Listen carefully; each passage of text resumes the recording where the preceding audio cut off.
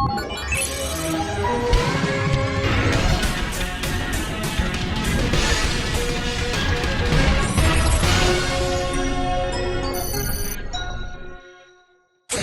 everyone, Kuro the Artist here, and welcome back to another Ben 10 breakdown. I've gone to bat for Omniverse more times than I can count. There's a lot of things it does great, and I have dozens of videos stuffed with love and praise for the series. But there's one thing that's always going to hold the show back, and it's not the polarizing art style, it's not the story arcs, it's not even the bouncy comedic tone, which has worked and will continue to work for many episodes of the show, and many television shows in general. It all boils down to the writing itself, which is the weakest part of the series. What makes Omniverse great is the visual flair, world building, and the way it was able to resurrect some joy in the muted, verklempt world of UAF. But these traits are quite surface level, and aren't paired with the same depth the series used to have, which is a big reason why the main trio alone is arguably more iconic than the concept of Ben 10 Omniverse as a whole. Even Classic had blankets of a moral theme, and some solid attempts at authentic character moments and growth. And whenever it lacked said growth, it at least made up for it with its epic, memorable stories, and a gritty, unique look to its presentation. It didn't need bright and bubbly colors and a handful of irritable side characters to fluff up the story. Classic was fun because it was, not because it was trying to be. Classic was fun because it was a dark and horrifying world seen through the eyes of a child, not because the world was childish itself. The work Omniverse puts into its art style can only carry the show so far. There's a limit to the amount of times we can go, oh, but Omniverse has great character designs and backgrounds, before you realize you're 50 episodes deep and the high of Omniverse's visuals can't save it anymore. The Inner arc is the tipping point past the pillars that Omniverse's art style holds the show up by. It relies entirely on its concept, but the stories are depressingly lacking. I had similar feelings about the Albedo arc during the breakdowns, especially with how Albedo was written, but even those episodes had enough engaging qualities, hype moments, and a couple of fun character interactions to make up for it. The Galactic Monsters arc strips Ben away from everyone except for Rook, who is just coasting by the entire time, and pairs him up with an unfavorable bunch that wastes most of their screen time. And the main antagonists, zs'skayr and Lord Transil, don't get to do anything. Lord Transil does not have a single memorable moment, fight scene, or even line of dialogue to make up for his non-existent personality. I earnestly went into the Omniverse breakdowns with an open mind and a big heart for the series. I wanted to bury any childish grievances about how it's a different show with a different art style and a far more comedic tone, and instead highlight everything that it does right, and show why it doesn't deserve the nasty reputation it was born into. And I've been doing a pretty good job so far. But as much as I enjoy Omniverse, I seriously can't understand how this can be someone's favorite version of the show, at least when it comes to the stories. And hey, if this is your favorite show, I'm not trying to throw any shade. I mean it. Stand by your opinion and stand proud. But looking past the flashy lights and zany jokes, there's nothing else here, and it's meant to exist within the same continuity of 3 shows that wrote their episodes miles better than what Omniverse puts out. The writing in Omniverse can be downright abysmal sometimes, and practically makes fun of you for missing when the show took itself seriously. But I'd argue the writing is the most important part of any television show. As a bit of an offbeat example, let's look at BoJack Horseman. If you've never seen it, I'm confident you've at least come across the immense praise that it gets, and it's well earned. However, sometimes it has some of the ugliest animation I've ever seen. It's stiff, it lacks depth, and they often write jokes that the character rigs clearly weren't built for, and the facial expressions can be awkward and rigid. But the storytelling is so immaculate, you can excuse all of it and get lost in the story and characters, and it doesn't ruin the show at all. If BoJack pulled an Omniverse and went with a flashier art style but dropped its character depth for a stronger comedic tone, it would fall apart. Granted, unlike BoJack, Ben 10 has an identity outside of just its writing. The alien concepts alone are a buffet of interest and fan engagement, and it's the world of Ben 10 that people fall in love with more than the actual plots and story arcs. But for me, the writing is what I look for in shows. The writing is everything. And I know I'm not alone, because despite all the criticism UAF gets, there's a reason it's still regarded with high praise. Like BoJack, it doesn't need a flashy art style to tell a good story. It always cared about its characters and gave us some of the most iconic, franchise-defining moments of Ben 10. There were certainly mishandlings here and there, and sometimes terrible writing as well, well, especially because of network executives changing the scripts. But Omniverse never came close to the level of writing that UAF had when it came to how they developed their cast. With every misstep, the show was always able to circle back to the heart of the core trio, and the fans kept coming back to the show just for them. That's powerful. Which is crazy, because I know they can still write like that, and there's also a fair amount of Omniverse episodes that offer inklings of a greater affection. And the upcoming 2-part special is one of the best episodes of the whole franchise. But these highs are usually buried under slapstick sound effects and unfitting music choices, surrounded by story beats that nullify the episodes as a whole to stand as a true testament to good character writing. Why are they so afraid to play something straight? As a whole, Omniverse doesn't feel like it stands for anything. It's a popcorn show with dazzling colors and can be a fun way to spend your afternoon watching. But if Ben 10 started here and there wasn't anything that came beforehand, I sincerely doubt we'd still be talking about it here in the great year of 2025 with such a respectable relevancy that it currently has. Hope that ages well. This is a big reason why I'm very excited for Man of Action being behind the new Dynamite comic. They're great at balancing the gleeful fun of Ben 10 with some engaging character writing, and based on how they've been hyping it up, I can only imagine it'll be better than ever. Anyways, I'd also like to inform you that 5YL episode 12 is dropping November 8th, with episode 13 coming out in December, along with pre-orders for our new trading cards. If you'd like more details on any of those and additional updates too, please check out the updates section of my Rad Monster Party breakdown, linked down below. And if this is your first breakdown and you're curious about how my rating system works, there's a detailed description down below, along with a link to all my previous breakdowns. But by all means, watch this one first. I'm sure you'll still enjoy it. Now, on to the breakdown.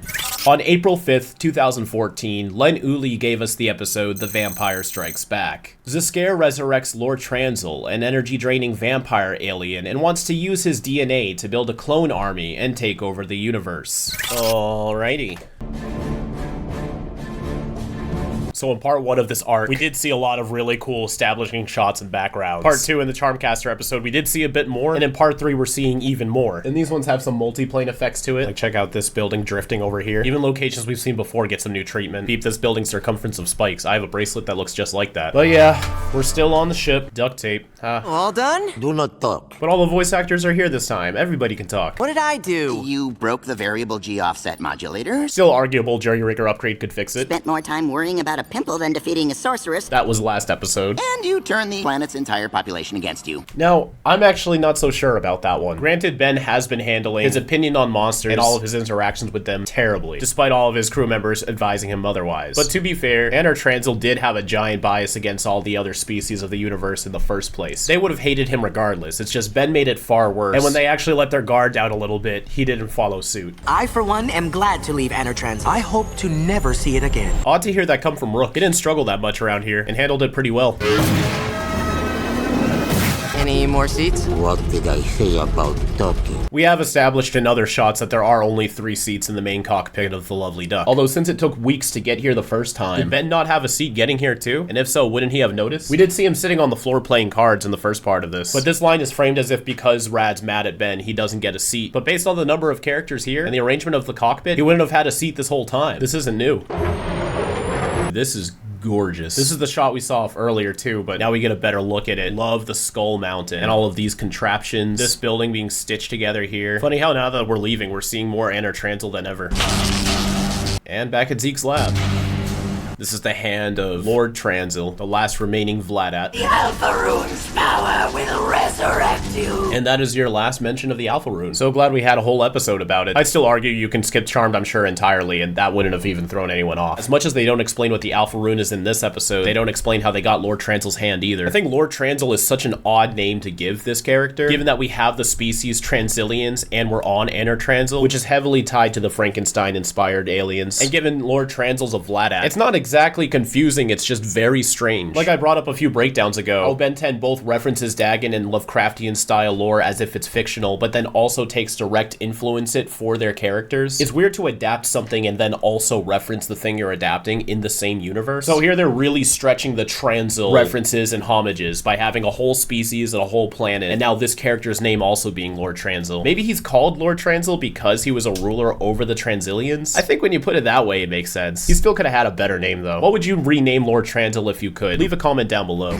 Dr. Victor, you have an objection. Bladdats used my people as slaves. This is one of the only surviving pieces of lore from the classic series that made it into Omniverse. There being conflict between the Transilians and the Vladats. Although the pop-up trivia calls it a war. And ironically, the Transilians used Pyronite slaves to win the war. And now Victor is complaining about his species being slaves. I'm gonna assume the Pyronite slave thing is not part of this canon. We were food, nothing more than beasts of burden. He speaks with such passion. I wonder if he was there himself. How old is Victor? He will bend to my will. Fear not. This is a really cool looking handle mechanism.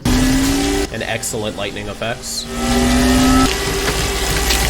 Now this is fascinating. We rarely get like body horror grossness in Omniverse. Last time we're seeing this opening. If zs'skayr gives you a fright, just use a flashlight. Ben 10. The moon. Oh, gumballs? It is gum.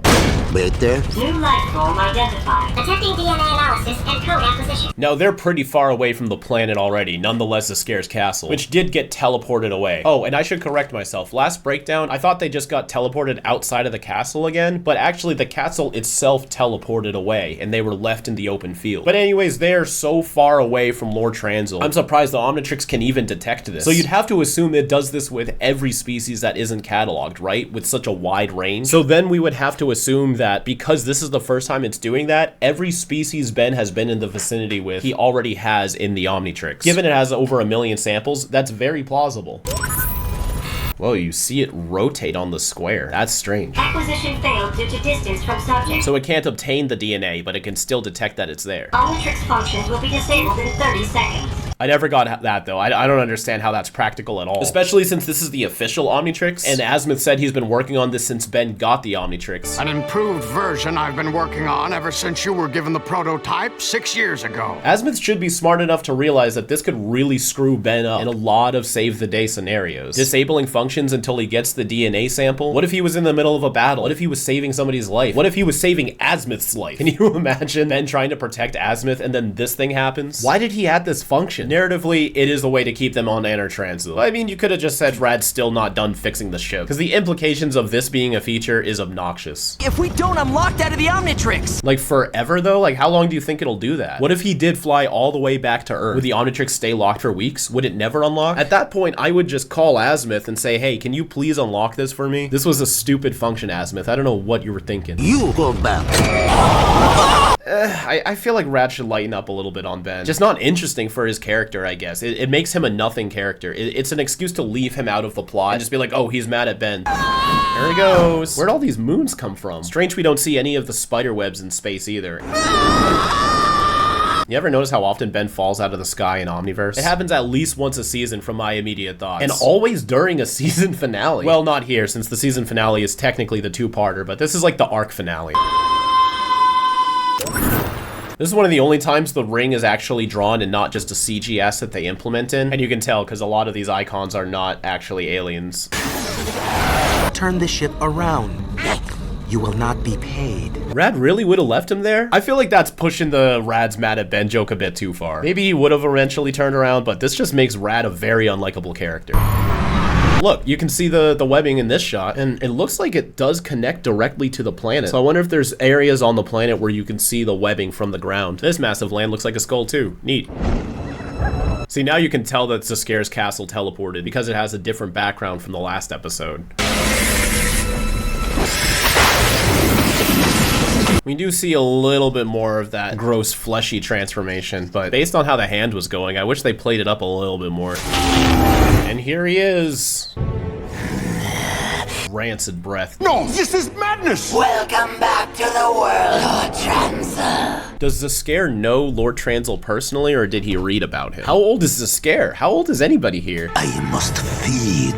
Lord Transil here is voiced by David K. K's got a big range of villains on Ben 10 now. Kyber, Sunder, Thumbskull, Chadwick. Everything is okay with Dave K. This is a pretty funny flag. This looks like lazy Ben 10 merch. So we see he can fly, and he's very strong. Can lift both of each of them up with his hands. I wonder where zs'skayr got that scythe. Now we see the first use of his powers, these corrupturas, placed on the forehead to mind control someone, or control someone's body. I think they're mentally still conscious, but they do have to bend to Transil's will. With the whole design, and especially the eyeball, it does make you think maybe these things could be alive. I see them more of like cells. Like cells are alive, but still just a piece of the whole human body. Neat touch how zs'skayr loses his shadow when he goes intangible. That's excellent. And you do see this corruptura knock against the back of this, but then even fly and fall off screen. So now it's officially disposed. I don't think he ever reabsorbs them. They probably decompose or something. I brought you back from extinction, Transil. Now zs'skayr is possessing Transil. That's kind of cool. Now he does have a pretty interesting design. Vampire, I have some thoughts on, which I'll get to, but Lord Transil, I like the head shape, I like the robe, the hands are really cool. Yeah, I like him. He's not the flashiest looking Omniverse design, but he does the job for me. zs'skayr is not intangible when he phases out of Transil. Cooperate. We have much in common. Our aversion to sunlight. We both have the power to control other creatures. You do so with whatever you spat at me. A good way to explain his powers. This is zs'skayr trying to convince Transil to ease up a bit and work with them by relating to him and sharing their similarities. This is a smart move for zs'skayr, but also lets the audience know who this character is and what it can do in a believable way. What do you want? To rule the universe. You know, the closest I felt he got to that goal was when he took over Vilgaxia. He pretty much succeeded, at least on that front. What he's trying to do here, he already did on Vilgaxia, and a lot of that was just through transforming the population into his ectoneurite, yeah, I still don't really know what they are, because they're not individual ectoneurites. They're like possessed by Ghost Freak, but like through an extension. In fact, it's kind of like what Lord Transil here does with his corrupturas. I would argue it's even more effective because it also gives them his ectoneurite powers. So interesting that he doesn't try that strategy again. So far, I don't get why he needs Lord Transil. I'm interested to see how they justify this. How'd you get him to turn around? Great artwork. Gross concept. Colder. Getting warm. The Omnitrix is playing hot and cold with Ben. I gotta assume that feature was put in there for Ben specifically, as Azimuth did design the Prime Omnitrix with Ben in mind. This is an odd looking background. Maybe it's just the clashing colors, but the outlines do seem a lot thicker too. But also this black bar right here, the background wasn't drawn completely to scale to the width of the screen, that this black bar here is made to fill it up. It's off to the side, and with the harsh black shadows, you can sort of forget about it and you wouldn't really notice. You go on, and the rest of us wait in the ship. 7 minutes in and still a very slow burn. Feels like the Anur arc is the one that wastes the most time with its own premise so far. It should be the opposite with all of the Galactic Monsters dedication, but in all of the arcs in Omniverse up to here, the Transil arc has the least going on. We're so mesmerized by the new location change that it still feels like nothing's actually happened. zs'skayr's back, and now he resurrected Lord Transil, and it's taken us like 2 1/3 episodes just for that to happen. As soon as we're close enough to lock onto that DNA signal, Are in big trouble. Oh, look who's back to his old self again. Ooh, the shadows. That's neat. Okay, couple things here. First thing is this crowd has a bunch of ectoneurites possessed by the Vladats. Even though we just saw ectoneurites can easily avoid this. So the fact that this many of them fell for it, it's kind of strange. I can believe a couple, but you're telling me every ectoneurite in town fell for this? Secondly, this is exactly what zs'skayr is able to do by himself, which we've seen on Vilgaxia. He did not need Lord Transil for this. And third, harkening back to the discussion about political power in the Rad Monster Party breakdown. Is this how Lord Transil ruled? It was all by force, and there was no actual belief or sway in his authority? In fact, hold on, zs'skayr's the High Ecto Lord. So is Lord Transil not in charge? Was he never in charge? Who was in charge of this place? They call him Lord Transil, but was he ever like the Lord of anything? I guess the Vladats, which Victor mentioned. Well, where were they? Because I thought zs'skayr was the High Ecto Lord of Lord Transil. Today I will reclaim my throne as High Ecto-Lord of Anor Transil. But then Lord Transil was also leading the Vladouts to enslave the Transilians. These things aren't lining up. Oh, and final note, how come none of the civilians in Anor Transil ever use their powers? If there's a whole army of ectoneurites, Theptkufans, Laboans, and Transilians, all against like, what, 4 people? They would get their shit rocked. How did this happen? it's like the cereal aisle came to life. A reference to all those monster-themed cereals. I never actually ate any of those. Did any of y'all eat those? I'm just not a cereal guy. Okay. Wow, who could have saw that coming? Getting one of them by surprise, sure. But I mean, Rook's had very fast reaction time. We've seen him in battle. He can react insanely fast to his environments and being attacked, and that thing was coming from like dozens of yards away. This shouldn't have gotten him. I don't care about Rad though. Guys? In fact, if they got everybody off guard, it's interesting they didn't try to get Ben. They deliberately didn't try. do think that's cool though, the creakety jerks. Doesn't work on slimy hobble though. Our skin secretes a protective coating of mucus. Also raises the question, if a thin layer of mucus is able to prevent the corruptora from melding into Hobble's mind, how could sticking to Rad Dudesman's hat do the trick? You can't give me the whole, oh, the mucus protected me excuse and then do this and be like, oh, but Rad got possessed. It allows Lord Transel here to control the bodies of his victims. That exposition is weird though. zs'skayr has no business telling them this. This is fascinating. Did they redraw the shine lines on the moon for this? In fact, hold on, this has the Omniverse texture. Did they finally make a new moon? Well, hot diggity damn. You are next. Could have got him right then and there though. You got everybody off guard, first try, one swoop. If you're gonna write all the other characters like that, you'd have to assume they would have written Ben as if he would have gotten hit by it too. So why did they wait? So much animation though. There's a couple of repeated characters. Like you can see this woman twice in the same shot, but still animating all of these different walk cycles with these complicated looking characters. Great job, great job. Acquisition complete. New life form DNA analyzed. Already? We didn't even get a little beam thing. Where's the checkout scanner? We went from needing to physically touch the Omnitrix to just being able to scan it from far away. Now it just does it and we don't even get a visual effect for it. That sucks. And look, you can see Rook twice right here.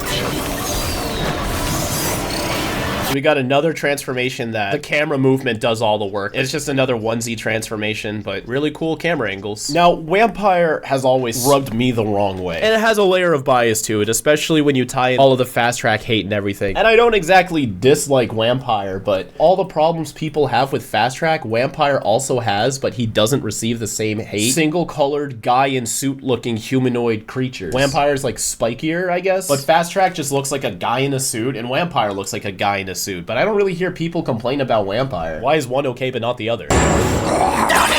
But also, just like Lord Transel, the second that Vampire spawns into existence, he tries to eat somebody. Is this how he sees, or is this to exaggerate what Vampire's focusing on? Hobble. Sorry. Vampire is voiced by John DiMaggio. Maybe it's just the accents they use, but both John and David, I don't think I would have picked up that this is them. Using that accent does change your voice quite a bit. Tennyson, your friends are now puppets. zs'skayr is once again like crouching down. They make ectoneurites very ground level in Omniverse. You can see him walking around the streets. zs'skayr has a throne. zs'skayr walks. Now he's leaning over the edge. They're more like snake beings than floaty ghosts. Two can play that game. That was totally fucking unnecessary, dude. And again, everybody just lets this happen. And nobody's attacking him. They're not doing anything. Perhaps because Lord Transel's observing them and he's not giving them any commands. Curse you! We are at your command! So this does confirm that they keep their sentience. They keep their mindset. They're aware of what's going on, but they just can't control themselves. And they get jumped, but does Zeke phase? No, he does not. Really? Really? Just phase, dude. This is futile. You have only 3 on your side. We control the populace. And that makes no sense, because the populace is who you corrupted in the first place. And there was only 4 of you. So what, 4 against an entire populated town is easy peasy? But 3 against an entire populated town? Oh no, those numbers don't line up. Get the fuck out of here. Technically 4. Oh, true, I guess if you count Hobble, it is 4. So yeah, it's the exact amount of people. Like, how did you guys do it? Y'all literally just did what you're telling him is impossible. What will you do? Fight your friends to the death? Not until he gets Alien X. Sure. Now this is epic, but what is this? Is this a genuine energy blast or just flare for the animation? And if it really was this bright, shouldn't this be harming zs'skayr? I mean, that was really cool, but I don't know what the fuck that was. You 3, with me! We have to get out of here. Now, this is the most interesting part of this entire arc. The teams basically switch sides because of the Corruptoras. Now, Rook, Scout, and Rad work for Lord Transel. Cujo, Cthulhu, and Dr. Victor have to work with Ben. I think that's fascinating. This is what the whole arc should have been. This should have happened in episode 1. They crash land as Transel's getting resurrected, and then they switch sides, and then they just have different teams for the rest of the arc. Maybe by the end of episode 1, we could get some moments where Victor goes into into the deep lore of the Vladats versus the Transilians. As he talks to Ben, they can discuss the events of the classic series and how things are different now. Victor even betrays them at the end and wants to seal away Trans because of his resentment against the Vladats. So at the end of one of these parts, Ben could take off his Corruptura, and Victor takes that sign of respect and still continues to work with Ben to defeat Transil and get justice for his people. Forgive me. And then we can see Rook struggle being possessed by zs'skayr. Maybe Rook gains enough willpower to free himself. That's how Derek said Ben frees himself later. It's all based on willpower. And it would be a great character moment for Rook. My appetite is really weird. Bro, you eat lamb and sardine smoothies. It's already weird. You're about to eat me. I was gonna drain your energy. Now, that could be a censorship thing, like we have to drain energy, not your blood. But if you think about it, half the species on Anar Transil probably don't have blood to begin with, so it'd be nothing for the Vladats to drain. So them draining energy makes more sense. I'm sorry, okay? In this body, I do my best thinking upside down. I love that Ben figured that out already. He's very adaptable to the instincts of aliens, even after freshly becoming one. The castle vanished, remember? Who's going to show me the way? Do we really need a shot of all three of them doing that individually? Sweet. I'm trying to help you here. Ever since you came, all you've brought is trouble. Why should we trust you now? This is kind of leaning into what I was talking about. Right here would be a perfect opportunity for Ben to just be like, okay, check this out, and freeze them. And that's how he gets their trust. Why did zs'skayr bring Transil back to life? Using your DNA, I shall revive your entire species. I do kind of miss zs'skayr being tied to Ben's Omnitrix. Maybe there could have been a way where like zs'skayr had to use the Omnitrix or like the power of the Omnitrix to revive the Vladats. That is what the Omnitrix is supposed to do. You have the power to return to life any species that the hybrid exterminates. I shall once again rule Anar Transil. But then who was the high... what does the High Ectolord do? Did they rule Anar Transil at separate times? Such limited thinking. You're using this thing a lot. They had Rad do this earlier too. With my strategic skills and your army of Vladats, We shall be unstoppable. What about your Ectoneurite army, dude? Completing the cloning process will be complex. What? Y'all have Carlos. Ben will stop you. This is very unfitting music too. Like the music's really taking me out of this. Surrounded the castle with Anar Transil's deadliest creatures. Which all collectively do nothing all of the time.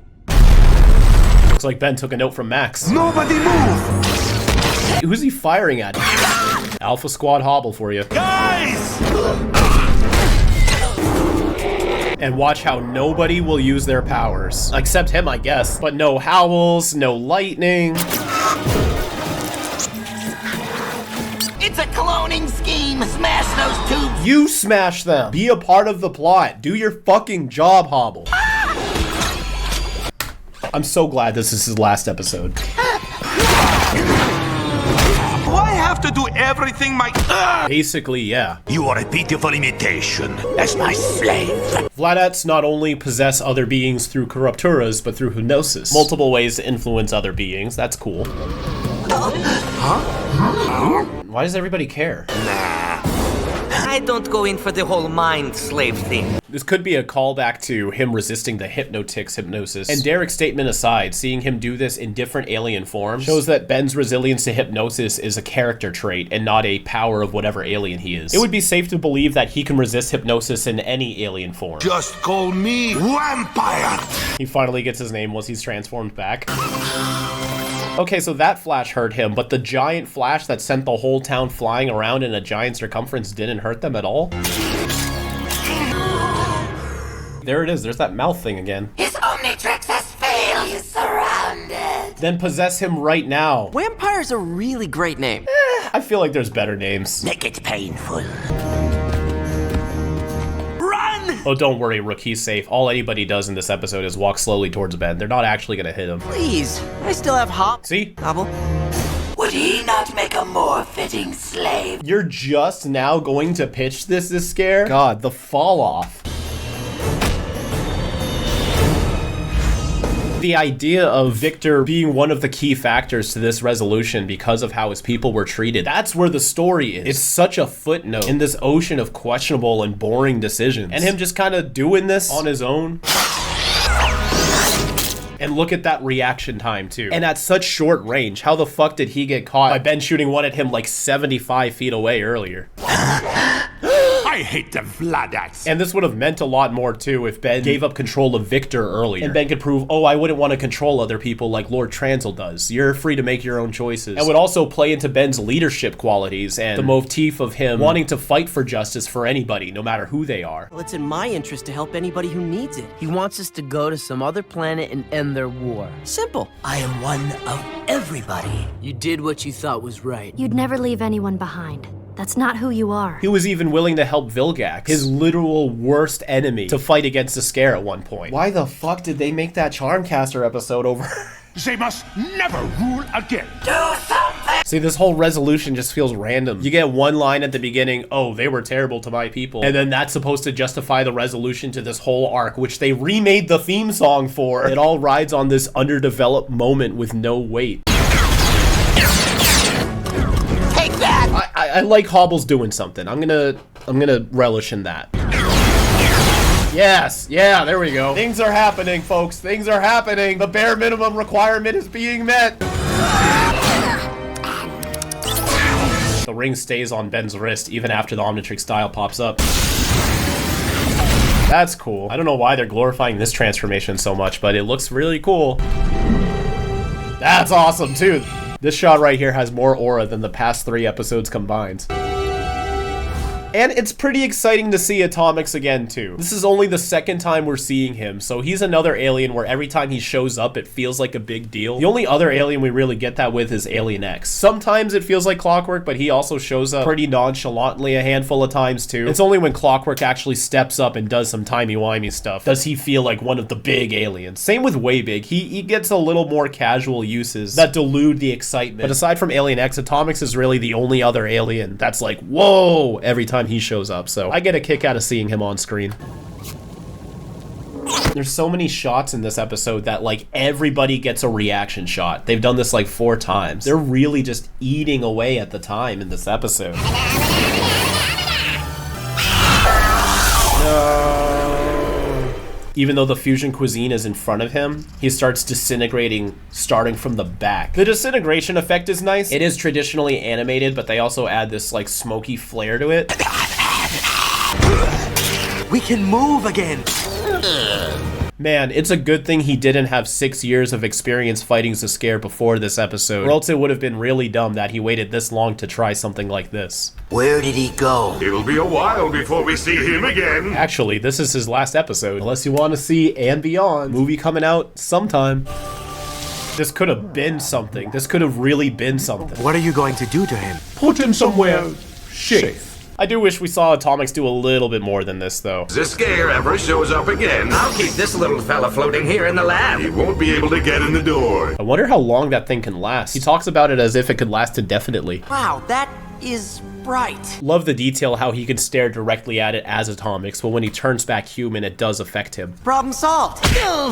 Come on, man. Is he still under Transil's control? And like mix in some dog qualities for him to be like, see, it wasn't that weird last episode, which, alright. Though knowing how their mouths split open, I would just love lines connecting to his face to emphasize that nature of his abilities. Swell. No way, Mr. Benjamin Kirby, I can get slammed into a brick wall over and over. Tennyson is gonna have any type of physical energy from Rad Dudesman hooking him in the jaw. Just drifted. Is this sun still supposed to be antimatter? Hyperspace. How does it still take weeks to get here if they have hyperspace? So I started this off feeling like I could actually get on board with this episode. My expectations were hilariously low based on the last Charmcaster episode. I felt like this would have wrapped it all up and at least justified everything, but at the end of the day, no, the Galactic Monsters arc was a huge letdown. I really hate to say it, but I'm only gonna give this plot a 1. This is what the whole thing was building towards. All of this effort into going to Anor Transil, stranding the heroes there for 3 episodes, bringing back zs'skayr and Dr. Victor, resurrecting Lord Transil, and all we get out of it is a mid-new alien. Unfortunately, the last new alien of the whole franchise, by the way. A nothing street battle, and then a nothing fight in the castle. There's no character arcs. There's no change of status quo. There's not even any deep lore to Anor Transil. How are we gonna spend 3 episodes here and it still feels like, aside from the cosmetics, I don't know anything about this planet? zs'skayr has been far more successful without Lord Transil. So gathering all of these villains, resurrecting him, doing this whole Vladat plan is just pointless. And in this very story arc, zs'skayr won wants to be the High Ectolord of Anor Transil, but he resurrects the one other person that would have any conflict with that. The switching teams thing was completely wasted, and this whole arc is resolved on this shoehorned in vendetta Victor has against the Vladat species. And aside from seeing how the heroes get stranded on Anor Transil, this episode almost exists in isolation. The first 2 episodes really didn't do anything to set up any of this, and it had a terribly mediocre payoff. The characterization, I'll bump it up another point to it too, as I felt like at least zs'skayr is back to his regular self after suffering through the goofy nonsense of Charmed, I'm sure, and everybody else was like passable. But again, if we're all gonna hone everything on Dr. Victor giving Ben the chance to escape and save the day, there was not nearly enough development, not to mention everybody always just standing around doing nothing. I understand that animating crowd scenes can be very difficult, but in that case, just don't even have the crowds. zs'skayr also demeans Ben for how hopeless it is fighting against the entire town when they did that themselves. And again, nobody ever uses their powers here. The ball has been dropped so much. I want to like Lord Transil, but he's just another one-dimensional antagonist, and he should have appeared much earlier in the arc so we can at least get something out of him being here. Visuals, I'll give it a 3. The backgrounds keep getting better and better, but we've already seen the same dozen or so civilians in the previous 2 episodes. I can't keep using that wow factor as an excuse. The fights were abysmal in this episode. Transil's design is okay, as is Vampire's design, and it was really cool to see Atomics again. There were some fun visual effects in here too, but overall, this episode was pretty dull in visuals, but the inner coat of paint still has some sway. Importance is a 5. You're gonna be seeing that Galactic Monsters intro the whole season. You gotta see why they did it, and this does close the book on zs'skayr, gives us our last new alien of the series, and gets the gang out of Anor Transil. But entertaining drops back down to a 2. There's little pockets of surprises in here, and moments that are fascinating, but you'll struggle to see anything beyond the cool factor, or the flair of the Vladats being introduced in Ben 10. This also unfortunately felt like a letdown. This whole episode makes you feel like you're just waiting for something to happen, waiting for that final cool showdown, waiting to see the team switching payoff, waiting to see the true capabilities of Lord Transil, waiting to see how far zs'skayr's gonna go, waiting to see how they're gonna defeat them. But that's all you get out of watching this episode, the feeling of waiting for something to happen. But that's gonna leave this episode off with a 13 out of 25. It's a better score than the last one, I'll give them that. Let's move on to the final thoughts. Wow, Ben never used a single Anur alien that entire arc, huh? So all of this advertising was just a fucking lie. Literally, not one single Anur alien was used this whole arc. That's probably the funniest joke of it all. Anyways, some storyboards were put out for this episode too, which you can find on the Ben 10 wiki, which is interesting because it has an entirely different version of Lord Transil's resurrection than you see in the episode. The story beats play out the same, but all of the shots are different, and I'm one that loves to compare and contrast. Also notable how Astrodactyl doesn't actually talk in this episode, which makes sense because D. Bradley Baker isn't on the cast list, but you do hear him squawk. I'd also like to give a big shout outs to the comments section the past 2 breakdowns for pointing out some fun facts to me. The first being that the voice actor for Cthulhu, Jeffrey Combs, is actually a notable horror actor, which is definitely the reason he was chosen to be in these episodes. And while Ryan and I didn't get the reference, Rad Monster Party was a reference to Mad Monster Party, a 1967 stop-motion animated musical comedy. And while I hypothesized that the reason Rook didn't know Charmcaster through the plumber's files was because of some magical intervention, that was already confirmed back in Mystery Incorporeal. The Plumber Academy's files on magic keep mysteriously disappearing. I did point that out in that breakdown, but I forgot about it this time around. And lastly, Ben's unofficial catchphrase, "Who with the what now?" was said 3 times before this one, the third being in the Frogs of War Part 2. Who with the what now? Making the time Swampfire says it here the 4th time. Who with the what now? Who with the what now? We also had some polls last time. The first asking for your favorite Anur mirror design, and no surprise, Charmcaster won. Though for me, I gotta give this one to Hobble. I felt like he was a great subversion and had a lot of interesting aspects to his design. The second asks if you ship the future with Hobble and Charmcaster, and 90% of you have your heads on straight, but I still had to ask just to see who would say yes. Most people also agree that the magic pumpkins were just golems and puppets, and truth be told, that probably is what they are. They just gave off some sentient qualities to me. And lastly, Stage 1 Blossoming Swampfire is most folks' favorite Swampfire design in Omniverse. I would still give it to the pre-Blossom form myself, which did come in second place with 26%, but no surprise, the latter 2 forms were rated pretty low because they're fucking terrible. Mandatory, I'm just kidding to not piss off folks, but I mean, come on. Now we got some polls for this episode. The first, just asking your opinion on Vampire. He's the last new alien. Second is, which is your favorite episode of the Anur arc? The third, I'm surprised I haven't done this one yet. What's your favorite zs'skayr design? And lastly, how do you think the hierarchy of Anor Transil worked? Now, beyond the polls, I'm gonna experiment with another question that isn't a poll, but still relevant to this breakdown. What would you do do to try to save the inner art? Let me know in the community tab when this video goes live. I hope you have a fantastic rest of your weekend. And as always, keep it fizzy.